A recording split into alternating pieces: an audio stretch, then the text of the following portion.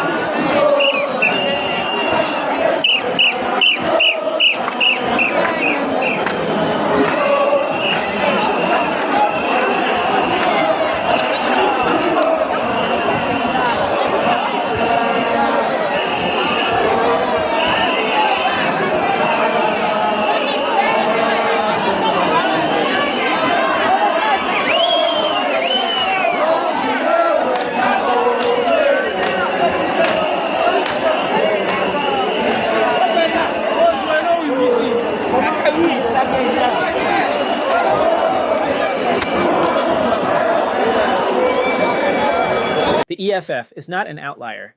It is Mandela's legacy taken to its logical conclusion.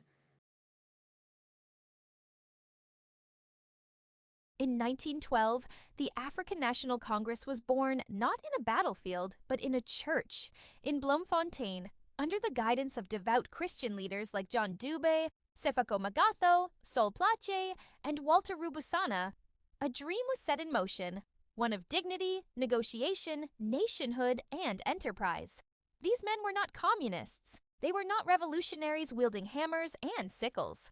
They were educated African gentlemen, God-fearing and community-rooted, who believed in building a future through cooperation, education, and enterprise, not in tearing down society through class hatred and racial vengeance.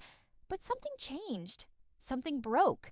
By the 1950s, the ANC was no longer a movement of Christian moderation. It had become a political furnace, stoked by the red heat of Marxist ideology. And central to this transformation was a young, ambitious Nelson Mandela. Mandela did not rise through prayer or enterprise. He rose through agitation and confrontation. He clashed with moderate leaders like James Moroka, pushing them aside for being too soft. In his younger years, Mandela was intoxicated by the promise of violent revolution. He embraced the ideas of communism, working alongside hardline ideologues and Soviet-trained operatives who believed peace was weakness and that utopia must be forged through armed struggle. Even from behind bars, Mandela continued to fuel this fire. He wrote letters from prison encouraging the continuation of the armed struggle. He was imprisoned not for singing hymns, but for planning sabotage. And though age eventually mellowed him, and he emerged from prison with an olive branch, the damage had already been done. The communist virus had already infected the ANC, and through it, the bloodstream of South Africa. Today, the children of that poison run the country. The ANC, now unrecognizable from its Christian beginnings, governs like a state-controlled syndicate. Their rhetoric is no longer, "We are one nation under God," but "the land must be taken." The whites are the enemy, the capitalist is the oppressor. And from their militant offspring, the EFF, we hear open chants of "kill the Boer" defended as heritage. But let us be clear, this is not our heritage. South Africa's true political heritage is one of unity, dignity, and reconciliation. Our foundation was built on the belief in industry, personal responsibility, education, and faith. It was not built on lynch feasts, racial vengeance, and violent slogans. Mandela the old man tried to walk back the sins of Mandela the young man. He tried to blend peace with revolution, but the revolution had already metastasized. The ANC today is not led by Dube's vision or Magatho's ethics. It is led by a generation addicted to control, obsessed with historical vengeance, and ideologically shackled to 1950s Soviet propaganda. The truth is, South Africa is not a communist country by constitution. But in the hearts of many Black youth, communism is the subconscious ideology. They do not dream of owning land through sweat and vision. They believe it must be seized. They do not imagine building business. They imagine burning what they cannot own. And this is the quiet, devastating legacy of Mandela's militant years. If we want to reclaim South Africa, we must reclaim the spirit of 1912, not by tearing down Mandela's statues, but by exposing the truth, not by denying his contribution to peace in his old age, but by being honest about the ideological rot that festered under his early leadership. We must tell our children the full story, not the myth. That South Africa was not built on Viva and Mandela, but on prayer, principle, and perseverance. The time has come to resurrect the founding values, to leave behind the slogans of the 1950s, and return to the faith and enterprise of 1912. Because that's where our true freedom lies.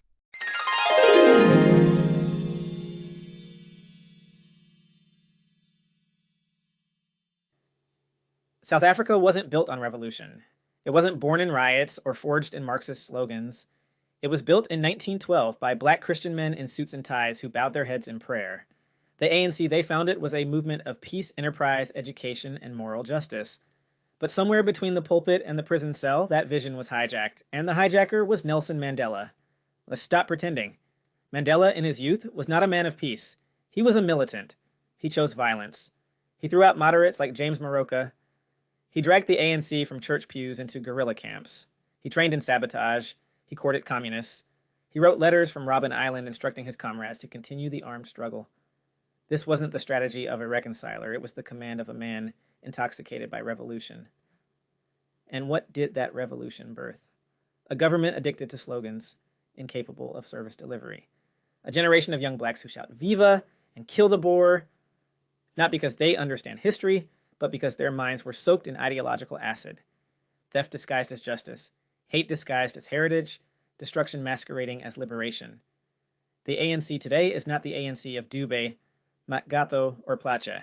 It's the bastard child of Soviet propaganda and township rage. It feeds off entitlement, fuels racial hatred, and destroys anything built before it. It is not a liberation movement, it is a looting cartel wrapped in the skin of a once noble idea. And let's speak plainly, Mandela changed in his old age. Yes, but too late. The poison he injected in the 1950s runs in the veins of this country, and now every time a politician chants about land or heritage or revolution, they are tapping into that same poison.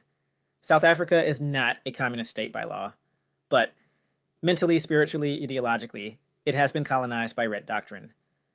That's why enterprise is despised, why success is punished, why the state owns and fails, and why millions are unemployed but told they are liberated. Enough is enough. It's time to bury the false gods of the struggle. It's time to reject the chants of 1955.